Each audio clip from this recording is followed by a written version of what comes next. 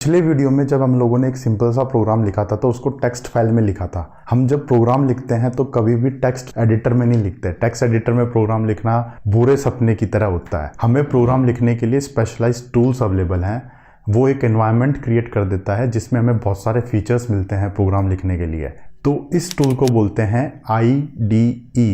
IDE का मतलब होता है इंटीग्रेटेड डेवलपमेंट इन्वायरमेंट। जावा के लिए अलग आईडीज अवेलेबल हैं, बाकी प्रोग्रामिंग लैंग्वेजेस के लिए अलग आईडीज अवेलेबल हैं। जावा के लिए जो सबसे बेस्ट आईडी जिसको मैं रिकमेंड करता हूं वो है इंटेलिजे आइडिया। मैं पिछले 10 सालों से कोड कर रहा हूं और मैंने पिछले 10 सालों से इंटेलिजे आइडिया पे ही कोड किया है। ये कोई स्पॉन्सर्ड पोस्ट नहीं है, मुझे यहाँ पे कोई पैसे नहीं मिल रहे हैं। मिलते तो बहुत अच्छा होता बट ऐसा है नहीं। इंटेलिजे आइडिया बहुत ही अच्छी है और बहुत ज़्यादा फीचर्स हैं उसमें जावा को लेके। तो आप यहाँ पे गूगल पे सर्च करो इंटेलिजे आइडिया डाउनलोड। आपको यहाँ पे जेटब्रेन्स का लिंक दिखेगा, आप लिंक पे क्लिक करोगे तो आप यहाँ पे डाउनलोड्स पेज पे आ जाओगे। हमें इंटेलिजे आइडिया के मल्टीपल वर्जन्स अवेलेबल हैं। एक कम्युनिटी एडिशन होता है जो हमें बिल्कुल फ्री में अवेलेबल है, तो हम यहाँ पे कम्युनिटी एडिशन को डाउनलोड कर लेते हैं। बिल्कुल फ्री में अवेलेबल है हमारे लिए। आपको अगेन यहाँ पे अपने ऑपरेटिंग सिस्टम के हिसाब से ही डाउनलोड करना है। अगर आपके पास विंडोज है तो आप विंडोज के हिसाब से डाउनलोड करो, कोई दूसरा ऑपरेटिंग सिस्टम है तो उसके हिसाब से डाउनलोड करो। फिलहाल के लिए मेरे पास मैक है तो मैं मैक के हिसाब से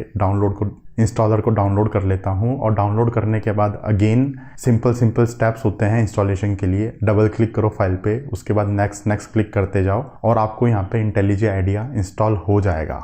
अब इंटेलिजे आइडिया को इंस्टॉल करने के बाद एक बार उसको ओपन कर लेते हैं। ओपन करने के बाद वो कुछ इस टाइप से दिखता है। लेकिन आप में से बहुत सारे लोग ऐसे होंगे जो पहली बार शायद इंटेलिजे आइडिया को डाउनलोड कर रहे हो या फिर यूज़ कर रहे हो। तो एक बार हम इस टूल से फैमिलियर हो जाते हैं कि ये टूल के अंदर क्या क्या हमें चीज़ें मिलती हैं, कैसे मिलती हैं, हमें इस टूल को कैसे यूज़ करना है। तो चलो सिस्टम पे चलते हैं और वहाँ पे जाके एक सिंपल सा प्रोग्राम बनाते हैं और इस टूल से फैमिलियर हो जाते हैं क्या क्या फीचर्स हैं इसके अंदर।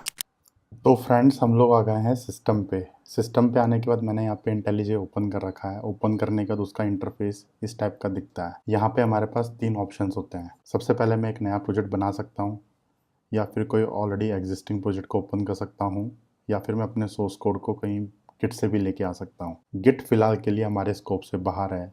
गिट को हम तब समझेंगे जब हम फेज़ 2 में मूव करेंगे और जब हम प्रोग्रामिंग के इकोसिस्टम को समझेंगे। तो फिलहाल के लिए मैं क्या करता हूँ, एक सिंपल सा प्रोजेक्ट बना लेता हूँ। यहाँ पे प्रोजेक्ट को जहाँ पे आपको सेव करना है आप वहाँ पे लोकेशन दे दो। आपको यहाँ पे नाम भी देना पड़ेगा प्रोजेक्ट का। मैं यहाँ पे इसका नाम दे देता हूँ हेलो वर्ल्ड। उसके बाद यहाँ पे एक इम्पॉर्टेंट बात है समझने के लिए कि आपको यहाँ पे JDK दिख रहा होगा। JDK के अंदर आपको यहाँ पे ऑटोमेटिकली वो वाली JDK दिख रही होगी जो कि आपने इंस्टॉल करी है। हमने अभी 21 इंस्टॉल करा है तो यहाँ पे मेरे को 21 ऑटोमेटिकली चूज़ हो गया है। इसका मतलब ये हुआ कि इस प्रोजेक्ट के लिए मुझे कौन सा JDK यूज़ करना है। अलग अलग प्रोजेक्ट्स के लिए हम अलग अलग JDK को चूज़ कर सकते हैं। अगर मैं इसको ड्रॉप डाउन को ओपन करूँगा तो यहाँ पे मुझे बाकी सारे इंस्टॉल्ड JDKs दिख रहे हैं। जैसे कि बहुत पहले मैंने यहाँ पे JDK 17 को इंस्टॉल किया था तो वो भी मुझे यहाँ दिख रहा है। बट फिलहाल के लिए हमें सिर्फ 21 को यूज़ करना है। उसको यूज़ करने के बाद मैं यहाँ पे एडवांस में जाता हूँ। हमारे काम की नहीं है चीज़ें, सैम्पल कोड हमें जनरेट नहीं करना है और मैं यहाँ पे प्रोजेक्ट को क्रिएट कर देता हूँ।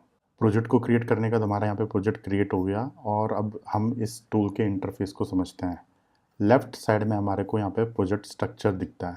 हमारे प्रोजेक्ट के अंदर जो भी फाइल्स होती हैं वो हमें यहाँ पे एज ए ट्री के फॉर्म में दिखती हैं। फिलहाल के लिए हमारे पास यहाँ पे एक SRC फोल्डर है और कुछ भी नहीं है। उसके अलावा यहाँ पे एक गिट इग्नोर फाइल है। अब गिट इग्नोर फाइल का लेना देना होता है गिट से। तो जब हम गिट के बारे में बात करेंगे तब गिट इग्नोर के बारे में बात करेंगे। फिलहाल के लिए आप इसको इग्नोर कर सकते हो। और उसके अलावा यहाँ पे एक एक्सटर्नल लाइब्रेरीज का भी कुछ आपको फोल्डर वगैरह कुछ होगा यहाँ पे। एक्सटर्नल लाइब्रेरी मतलब कि हमारे प्रोजेक्ट के अलावा बाकी जो बाहर का कोड होता है वो हमें एक्सटर्नल लाइब्रेरी में दिखता है।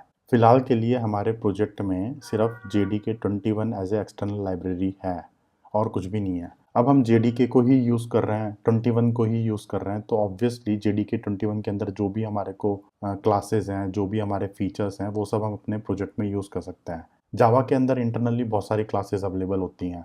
25-30 साल हो गए हैं जावा को रिलीज़ हुए, तो 25-30 सालों में जितना भी जावा के बंदों ने कोड किया होगा वो सारा का सारा कोड हम अपने प्रोजेक्ट में यूज़ कर सकते हैं। उस कोड के अंदर बहुत सारे फीचर्स होते हैं, वो सारे के सारे फीचर्स को हम अपने प्रोजेक्ट में यूज़ कर सकते हैं। अगर आप कोई एक्सटर्नल लाइब्रेरी इंस्टॉल करते हो तो वो भी आपको यहाँ पे दिखेगी, बट फिलहाल के लिए हमें कोई एक्सटर्नल लाइब्रेरी इंस्टॉल नहीं करना। उसके बाद आप इंटेलिजे आइडिया की सेटिंग्स को यहाँ पे जाके सेटिंग्स में जाके सेटिंग्स कर सकते हो। अगर आपको कुछ लाइट मोड करना है, डार्क मोड करना है, जैसे यहाँ पे आप थीम को चेंज कर सकते हो। तो ये मैंने यहाँ पे थीम को चेंज कर लिया, लाइट थीम लगा दी मैंने यहाँ पे। उसके अलावा यहाँ पे और भी बहुत सारी सेटिंग्स हैं। इतना ज़्यादा तो मैंने खुद इनको कभी खोल के नहीं देखा है, हमारे को ज़्यादा यूज़ भी नहीं आती है सेटिंग्स। फिलहाल मैं इसको अप्लाई कर देता हूँ।